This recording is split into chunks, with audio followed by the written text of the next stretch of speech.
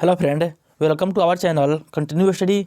Friend देखिए, आज आप लोग का जो स्टेट का एग्ज़ाम है उसका फिर से नोटिफिकेशन जारी कर दिया गया है और आप इसका फॉर्म कब से भर सकते हैं, इसके लिए क्या क्या सिलेबस है, कब तक इसका फॉर्म भराएगा और कौन कौन इसका फॉर्म भर सकते हैं, यह इसमें टोटल दिया हुआ है। तो जिनका भी पिछली बार जो 1-2 माह पहले एग्ज़ाम हुआ था स्टेट का, जिनका एग्ज़ाम नहीं निकल पाया है या जिनका भी सब्जेक्ट कॉम्बिनेशन के चलते एग्ज़ाम में वो अच्छा परफॉर्मेंस नहीं कर पाए हैं, उनके लिए बहुत ही अच्छा अवसर है। ठीक है, तो चलिए देखते हैं इसमें क्या दिया हुआ है।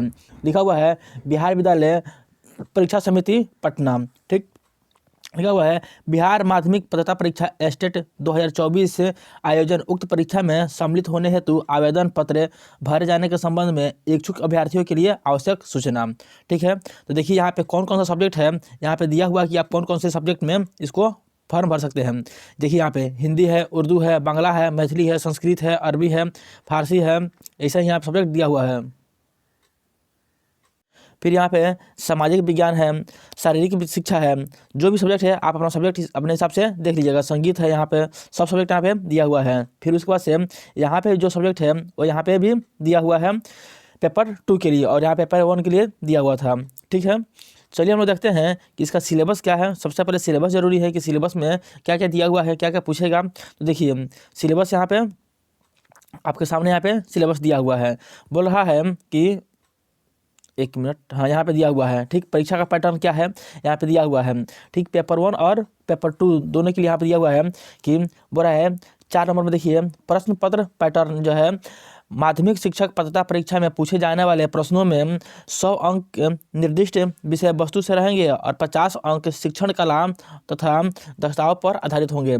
तो निर्दिष्ट विषय वस्तु यानी जो आपका सब्जेक्ट है उससे कितना 100 अंक के प्रश्न रहेंगे और शिक्षण कला एवं अन्य दक्षता परीक्षा से आपके 50 रहेंगे। यानी आपका जो पेडागोजिकल जो स्किल होता है उससे आपके 30 प्रश्न रहेंगे और 20 प्रश्न जो है वो आपके जीए से रहेंगे, जैसा कि पिछली बार देखा गया था। और कुल अंक कितना है आपका, कुल अंक आपको 50 अंक, आपको 150 अंक आपका एग्जाम देना है। ठीक है, अब इसमें आप ऐसा नहीं है कि सिर्फ बिहार के ही बच्चे यहाँ पे भर सकते हैं। देखिए यहाँ पे लिखा हुआ है आवेदक भारत का नागरिक हो, यानी भारत का नागरिक होना चाहिए, केवल वो उत्तर प्रदेश का हो, झारखंड का हो या कन्याकुमारी का हो या कहीं का भी हो। ठीक, यानी डोमिसाइल यहाँ पे हटा दिया गया है, आप कहीं से भी फॉर्म भर सकते हैं जैसा पिछला बार किया गया था। अब आपको 150 नंबर में पास होने के लिए कितना नंबर चाहिए, अब यहाँ पे इसका विवरण दिया हुआ है। यहाँ पे उम्र दिया हुआ है, देख लीजिएगा आप लोग उम्र अपने हिसाब से किसका कितना उम्र चाहिए।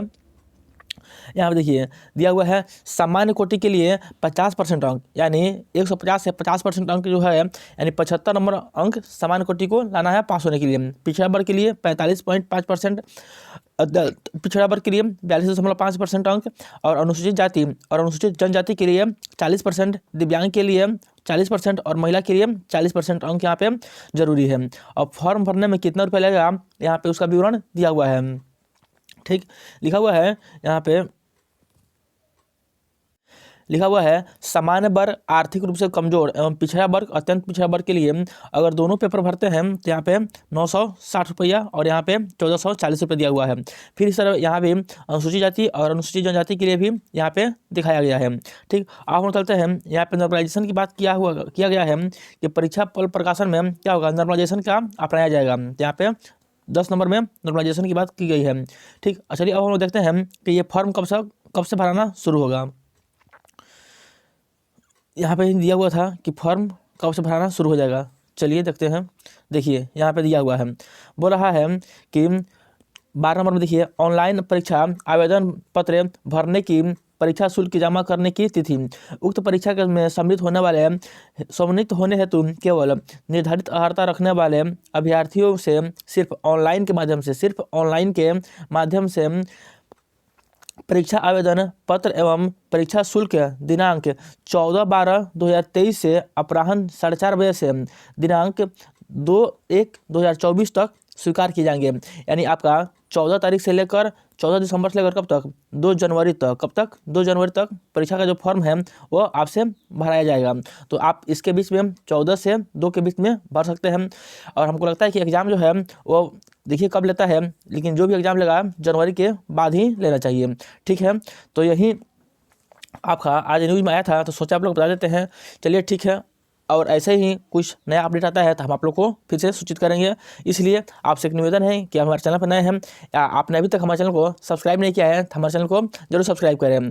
पिछली बार का जो भी स्टेट का एग्जाम हुआ था हम उसका आपको टोटल जितना भी शिफ्ट में एग्जाम हुआ था उसका प्रीवियस ईयर क्वेश्चन आपको अपने इस चैनल पे करा देंगे, जिससे आपको आइडिया हो जाएगा कि कैसा एग्जाम का पैटर्न रहेगा और कैसा पिछली बार था। तो इसलिए आप अभी तक हमारे चैनल को सब्सक्राइब नहीं किया है तो हमारे चैनल को जरूर सब्सक्राइब कर लें।